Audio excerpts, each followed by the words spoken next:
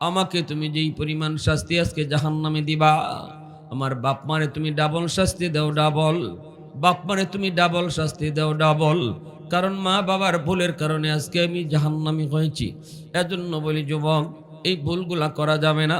মনে রাখতে হবে সন্তান আমার কাছে আল্লাহর পক্ষ থেকে আমানত। যেভাবে খুশি ইবায় সন্তানটি বড় করা যাবে না, লালন পালন করা যাবে না, যা খুশি তা খাওয়ানো যাবে না। এমন খানা খাওয়াইতে হইব যেটা হালাল, যেই খানার উপরে আল্লাহ খুশি। কারণ এই সন্তানের মালিক কেডা? আওয়াজ আসতে গেল লাগে জোরে এখন। আমার সন্তানের মালিক আমি না, আল্লাহ। সন্তান আমার কাছে আমানত। সন্তান আমার কাছে কি দা? আমানত। আর আমানতের বস্তু ব্যবহার করার তরিকা হইল নিজের মর্জি চলে না, মালিকের মর্জি মতো ব্যয় করতে হয়, তাহলে আমানতদারি রক্ষা হবে। 1 লক্ষ টাকায় ফ্যাক্টরির মালিক ম্যানেজারের কাছে আমানত রাখছে, ম্যানেজার 1 টাকানি খরচ করতে পারবো নিজের ইচ্ছায়। ফ্যাক্টরির মালিক যেভাবে কয় এভাবে খরচ করতে হইব, তাইলে আমানতদারি রক্ষা হইব। 1 টাকা যদি ম্যানেজারে নিজের ইচ্ছায় কাউরে দেয়, আমানতে খেয়ানত হইব, ঠিক কিনা? তাহলে সন্তান বাপ মার কাছে আল্লাহর পক্ষ থেকে রাখা আমানত। এজন্য আমার সন্তানরে আমি কি খাওয়াইমু এটাও আল্লাহরে জিগানি লাগবো। আল্লাহ কিতা খাওয়াইতাম? খাও, জিনিস তো তোমার, রাখছো আমার কাছে, খাওয়াইতাম কিতা? আল্লাহ যেটা কইবে এটা খাওয়ানি লাগবো। আল্লাহ কিতা কোন এটা জানেন। আল্লাহ কোন হালাল খানা খাওয়াইস, সাবধান হারাম খাওয়াইস না, ঠিক কিনা জোরে খাও। আল্লাহ কয় সাবধান বাচ্চারা হারাম খাওয়াইস না, হারাম খাওয়াইয়া রক্ত হারাম রক্ত বানাইস না, এই বাচ্চায় কিন্তু তোরে বাদ দিত না। হারাম রক্ত খাওয়াইয়া বড় করবে, তুই বাপরে বাদ দিত না, তুমি মারে খাওয়াইতো না, বেয়াদবি করব। আর হালাল খানা খাওয়াইয়া রক্ত বানাও, সন্তান আদর্শ সন্তান হইব।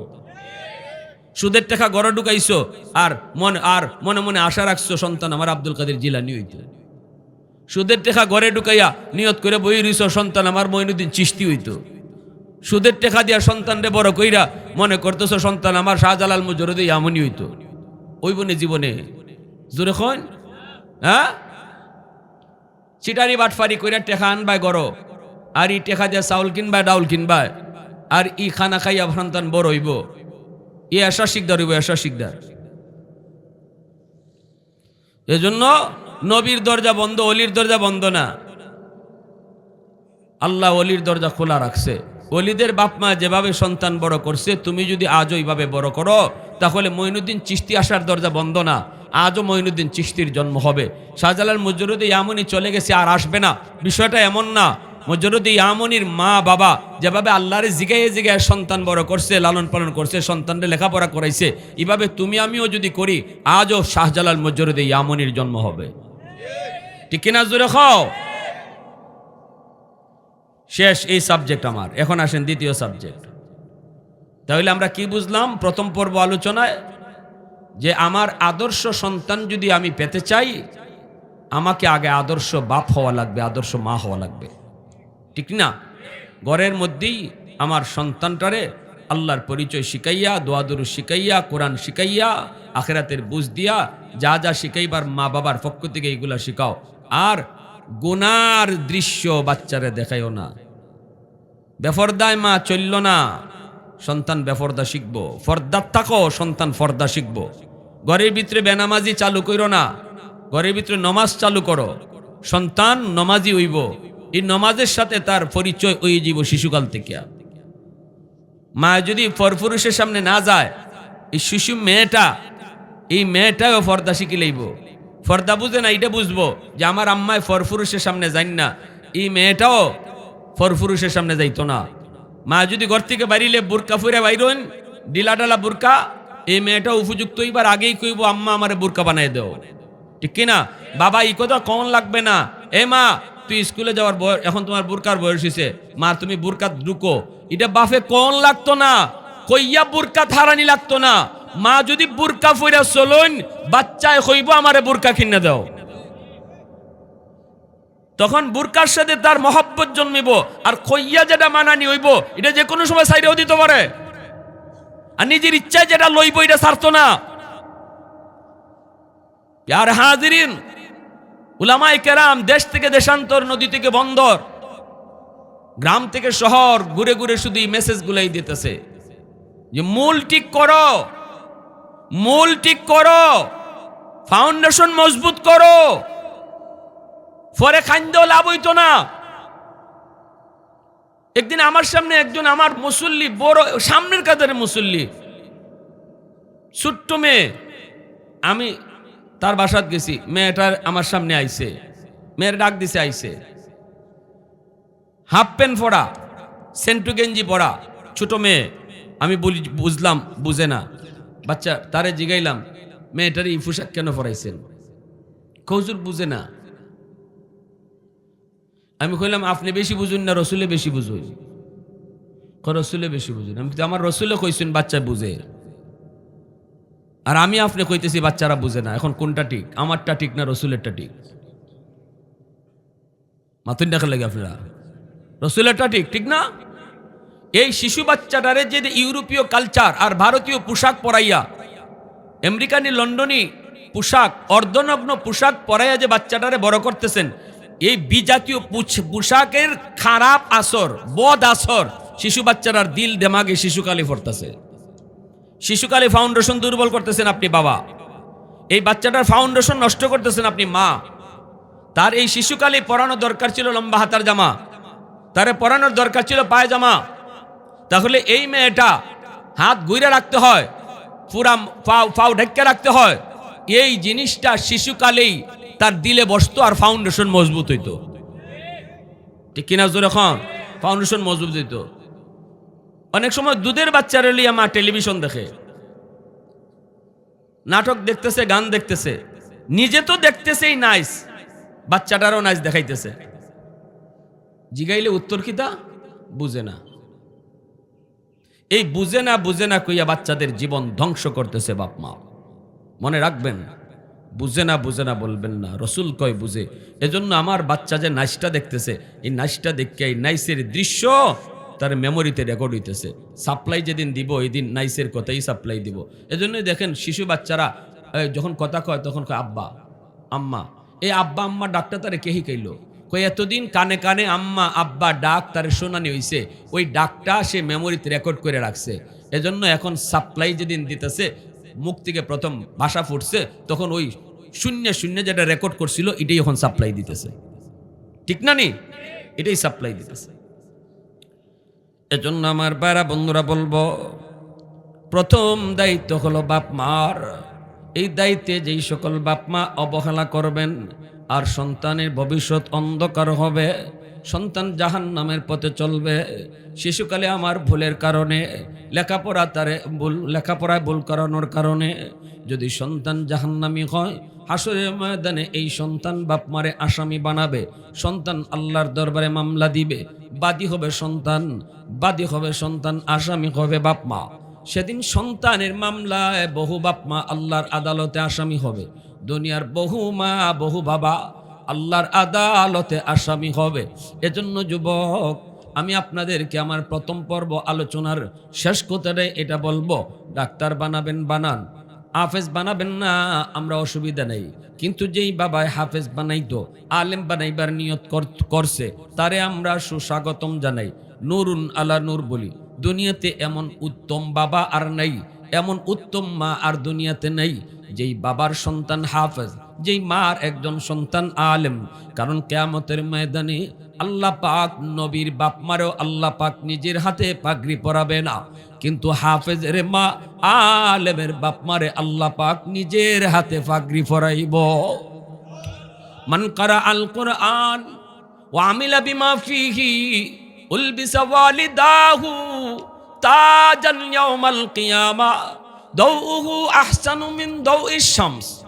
যেই মুকুটের পাওয়ার সূর্যের পাওয়ারের চেয়েও বেশি হইব। হাদিস শরীফে নবী কথা কয় নাই নবীর বাপমারে আল্লাহ মুকুট পরাইব, এমন হাদিস আমরা পাই না। হাদিস পেয়েছি একজন হাফেজ আলেমের বাপমারে আল্লাহ পাগড়ি পরাইব। সুবহানাল্লাহ জোরে কোন। এরপরেও যদি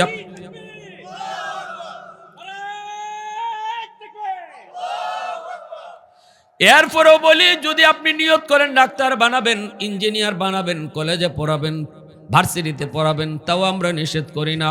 তবু আপনারে আমরা সুস্বাগতম, আপনারে আমরা আহলান সাহলা জানাই, আপনারা ওয়েলকাম জানাই, আপনাকে আমরা ধন্যবাদ দেই। কিন্তু একটা জায়গায় আমাদের অবজেকশন, শিশুকালে আগডুম বাগডুম পরে তারে বড় কইরেন না। ওই দেখা যায় তাল গাছ দেখায় দেখায় বড় কইরেন না। আগডুম বাগডুম না পড়ায় আল্লাহ রসুলের নাম শিখায় বড় করাও, তাল গাছ না দেখায় মক্কা মদিনা দেখায় তারে বড় করাও, 5টা বছর তারে নুরানি মাদ্রাসায় পড়াও, এরপরে তারে হাই স্কুলে দাও, ডাক্তার ইঞ্জিনিয়ার বানাও। তাহলে সন্তানের ফাউন্ডেশন ইসলামী জিন্দিগির উপরে মজবুত হয়ে উঠব। এ যুবক, এবার আল্লাহ পাক বলেন ওয়াকাযা রাব্বুকা আল্লাহ তা'বুদু ইল্লা ইয়্যা ওয়া বিল ওয়ালিদাইনি ইহসানা ইম্মা ইয়াবলুগান্না ইনদাকাল কিবারা আহাদুহুমা আও কিলাহুমা ফালা তাকুল লাহুমা উফ ওয়ালা তানহারহুমা ওয়া কুল লাহুমা কাওলান কারীমা। আল্লাহ পাক রব্বুল আলামিন কয়, ও দুনিয়ার সন্তানের দল, 1 নম্বর নির্দেশ হলো আমি আল্লাহর গোলামি করো, বন্দেগী শুধু আমি আল্লাহর চলবে, সেজদা শুধু আমার কদমে চলবে, দ্বন্দ্বৌলত শুধু আমার কাছে চাইবা, চাইলে আমার কাছে শুধু চাও, মাজারে গিয়ে চাইও না। মাজারে দেওয়া, মাজারওয়ালার দেওয়ার কোনো ক্ষমতা নাই, দেওয়ার ক্ষমতা একমাত্র কার? সন্তান দেয় কেডা? দ্বন্দ্বৌলত দেয় কেডা? 1 নম্বর নির্দেশ আল্লাহর। এরপরে আল্লাহ কই দ্বিতীয় নির্দেশ ওয়াবিল ওয়ালিদাইনি ইহসানা। এবার হকুল ইবাদের মধ্যে আল্লাহ পাক বাপমার হক আগে আনছেন। মুফাসসিরিনে কেরাম তাফসীরের কিতাবে লিখেন হকুল্লাহ আর হকুল ইবাদ, আল্লাহর হক আগে, এরপরে বান্দার হক। বান্দার হকের মধ্যে সবার আগে বাপমার হক। এজন্য আল্লাহ পাক কইছে মা বাবার সাথে উত্তম আচরণ করো, মা বাবার সাথে উত্তম আচরণ করো। কেমনে উত্তম আচরণ করব, এই কথাটা আল্লাহ নিজেই ব্যাখ্যা করে বুঝাইতেছেন। নামাজ কায়েম করো, কেমনে করব আল্লাহ নিজে ব্যাখ্যা করে নাই রে যুবক। কিন্তু মা বাবার সাথে উত্তম আচরণ করো, কেমনে করব এই কথাটা আল্লাহ কোরআনে নিজেই তাফসীর শুরু করছেন। ইম্মা বলে তাফসীর শুরু, আল্লাহর তাফসীর। আল্লাহু আকবার, জোরে কও। ওয়াবিল ওয়ালিদাইনি ইহসানা, এই কথাটার তাফসীর আল্লাহ নিজে করতেছেন। ইম্মা ইয়াবলুগান্না ইনদাকাল কিবারা আহাদুহুমা আও কিলাহুমা ফালা তাকুল লাহুমা উফ ওয়ালা তানহারহুমা ওয়া কুল লাহুমা কাওলান কারীমা ওয়াখফিদ লাহুমা জানাহাদ যুল্লি মিনার রাহমা ওয়া কুর রাব্বিরহামহুমা কামা রাব্বায়ানি সগীরা।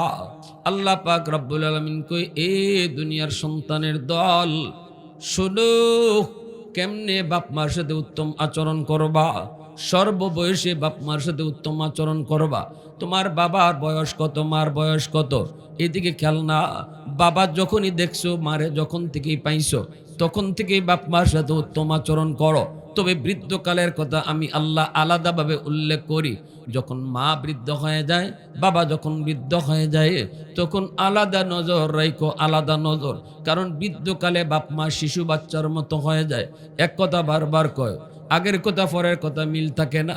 খাইলেও কয় খাইছে না, নামাজ পড়িলেও কয় পড়ছে না, মন বোলা হয়ে যায়।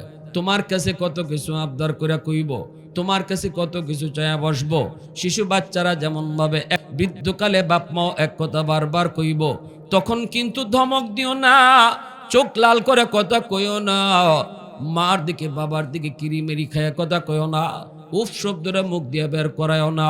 তুমি নিজেও বাপ মার কোনো কথায় আহ উহ কইও না। আমি আল্লাহ বলতেছি। আল্লাহ কই কেমনে ভালো আচরণ করবা, আমি কই ব্যাখ্যা করে কই, বান্দা সাবধান, বাপ মার মুখ থেকে আহ উহ বের করায়ও না, ধমক দিও না। নরম নরম ভাষায় তোমরা কথা কইও, নরম নরম ভাষায় বাপ মার সাথে কথা কইও। শুনো, আর যখনই বাপ মার জন্য দোয়া করবা, তখনই আমার কাছে কইবা রব্বিরহামহুমা কামা রাব্বায়ানি সগীরা।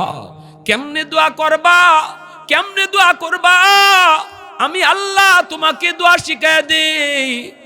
মার জন্য বাবার জন্য দোয়া নিজের খুশি মতো কইরো না, আমি তোমাকে দোয়া শিখাই দিতেছি রে বান্দা। আল্লাহ যদি দোয়া শিখাই দেয়, দোয়া কবুল করব কেডায়? আওয়াজ দিয়ে এখন কেডায়?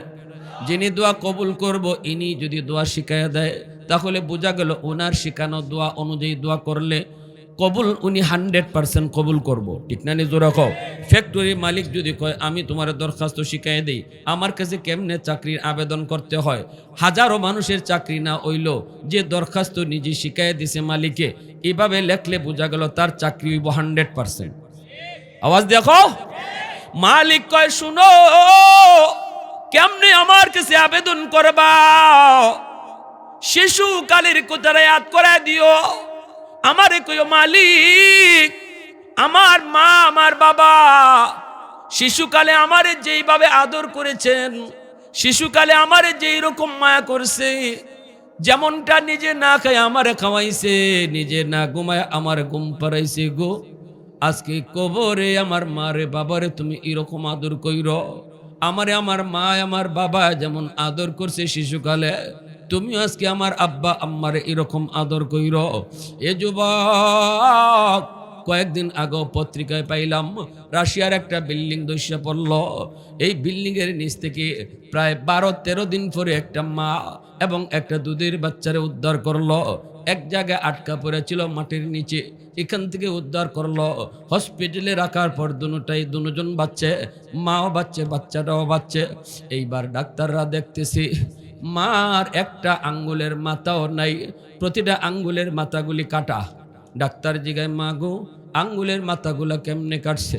মহিলায় কান্না শুরু করেছে আর কই ডাক্তার, কয়েকদিন পরে যখন আমার বুকের দুধ শুকায় গেছে, এই অন্ধকার রুম, অল্প একটু আলো আসে, আমাদের ডাক কেউ শুনে না, আমি তো মনে করেছি জিন্দা কবর, আমার বাচ্চাটা দুধের বাচ্চাটারে নিয়ে আমি জিন্দা কবরে আছি, আমি যে বাঁচবো এমনকি বেঁচে আসবো কখনো ভাবি নেই। কিন্তু আমার দুধের বাচ্চাটা, আমার নিজের জানের প্রতি এত মায়া হয় নাই, আমার দুধের বাচ্চাটার প্রতি আমার যত মায়া, আমি দেখতেছি বাচ্চারা চোখের সামনেই মরে যাবে। 2 দিন 3 দিন পর যখন আমার বুকের দুধ শুকায় গেছে, আমি আমার দুধের বাচ্চাটারে কি খাওয়াবো? বাচ্চাটা কান্না করে। এক পর্যায়ে যখন তার মুখ শুকায় আসছে, তার জীবনের প্রদীপ আস্তে আস্তে নিভে যাইতেছে, জিব্বাটা পর্যন্ত দেখছি বাইরে আসতেছে। এখন আমি মা কি করব, আমার কোনো মাথায় আসে না, কোনো চিন্তা মাথায় আসে না। সাথে সাথে একটা বুদ্ধি আইছে, আমি আমার আঙ্গুলের মাথাটা কামড় দিয়া কাইট্টা ফালাইছি, পুরা আঙ্গুলের মাথাটা কাইট্টা লাইছি, রক্ত বাইরিতেছে, এই রক্তটা আমার বাচ্চার মুখে ধরছি, ফিনকি দিয়া রক্ত, এই রক্তটা আমার বাচ্চার মুখে খাওয়ায়া খাওয়ায়া একদিন এক একটা আঙ্গুলের মাথা কাটছি আর বাচ্চারে খাওয়াইছি, এক একদিন এক একটা আঙ্গুলের মাথা কামড় দিয়া কাটছি আর বাচ্চাটার রক্ত খাওয়াইছি। এইভাবে বাচ্চাটারে বাঁচায় রাখছে মা। আল্লাহ কই দুনিয়ার সন্তানের দল, তোরা জানোস না শিশুকালে তোমাদের মা তোমাদের বাবা কতটা তোমারে মায়া করছে, তোমার জন্য কতটা কোরবানি কতটা স্যাক্রিফাইস করছে। আমি আল্লাহ দেখেছি, তোরা ভুলে গেল আমি আল্লাহ বলি নাই রে বান্দা। এজন্য যখনই আমার কাছে দোয়া করবা, শিশুকালের কথাটা আমার ইয়াদ করায় দিও, কামা রাব্বায়ানি সগীরা, এই কথাটা আমি আল্লাহর ইয়াদ করায় দিও, শিশুকালের কথাটা আমার ইয়াদ করায় দিও। কত মারে আমি দেখেছি অসুস্থ সন্তানের মাথার পাশে বইসা কইছি আল্লাহ ও মালিক, ডাক্তার রোগ ধরতে পারে না, আমার কলিজার টুকরা সন্তান বুঝি মারা যাবে, আল্লাহ জানি না কয়দিন হায়াত রাখছো, আমি মা আমার হায়াতটা সন্তানরে দিয়ে দিলাম, তবু আমার সন্তানরে তুমি বাঁচাও। কত বাবায় কইছে আল্লাহ আমার হায়াত দিয়ে দিলাম, আমার সন্তানরে তুমি হায়াত বাড়ায় দাও। অসুস্থ সন্তানরে নিয়া গভীর রাত বাবা পাগলের মতো কাদের মধ্যে লইয়া দৌড় দিছে ডাক্তারের কাছে, রিক্সা পাবে কি গাড়ি পাবে কি পাবে না কোনো খেয়াল নাই। পাগলের মতো কত বাবা গভীর রাতে সন্তান কুলে নিয়ে দৌড় দিছে, অথচ নিজের শরীরে রোগের কোনো অভাব নাই, নিজে ডাক্তার দেখায় না, সন্তানের জন্য পাগল হয়ে যায়। আল্লাহ কয় বান্দা তুই ভুলা গেছো, আমি আল্লাহ বলি নাই, আমি বলি নাই, এই দৃশ্যগুলি এখনো আমি আল্লাহর মনে আছে। এজন্য যখনই বাপ মার কথা তুই দোয়া করবি, আমি আল্লাহর কাছে শিশুকালের কথাটা কইস। আল্লাহু আকবার জোরে কও, আর একটু জোরে কও না আল্লাহু আকবার। প্রশংসা করব কার, আর একটু জোরে কও না কার। الحمد لمن قدر خيرا وخبالا والشكر لمن صور حسنا وجمالا فرد صمد عن صفة خلق بريء رب أزلي خلق الخلق كمالا لا ضد ولا ند ولا حد لمولى الآن كما كان ولم يلق زوالا الآن كما كان ولم يلق زوالا محبت आवाज़े बोली अल्लाहु अकबर।